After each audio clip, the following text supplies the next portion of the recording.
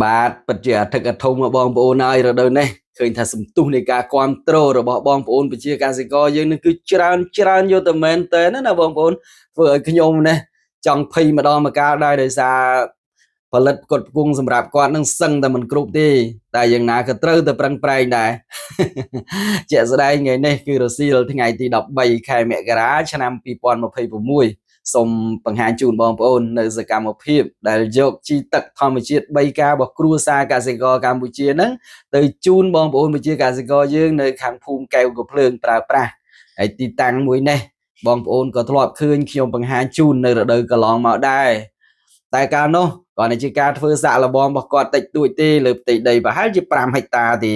តែរដូវនេះបងប្អូនគឺគាត់បង្ហាញឆន្ទៈនៃការគ្រប់គ្រងនឹងគឺពេញបន្ទុកតែម្ដងគឺគាត់មានការជឿទុកចិត្តលើខ្ញុំមែនតើសម្រាប់អនុវត្តលើផ្ទៃដី43ហិកតាបងប្អូនអញ្ចឹងផ្ទៃដី43ហិកតានេះដោយសារទីតាំងស្រែនិងផ្ទះខ្ញុំវាអត់ឆ្ងាយប្រហែលទេអញ្ចឹងខ្ញុំសង្ឃឹមថាខ្ញុំនឹងទៅអើតមើល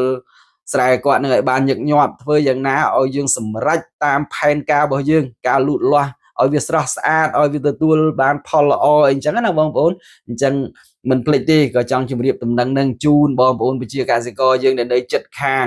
ភូមិកែវកំភ្លើងនឹងហើយបើស្គាល់បងអូនពិសេសគុយហ្នឹងណាបងប្អូនអាចតំណាក់តំណងគាត់សួរព័ត៌មានពីគាត់បានថាតើស្រែស្រូវដែលធ្វើទៅតាមបច្ចេកទេសរបស់គ្រួសារកសិករកម្ពុជានេះគាត់ទទួលបានលទ្ធផលយ៉ាងណាដែរហេតុអីក៏គាត់មានសន្ទុះគ្រប់គ្រង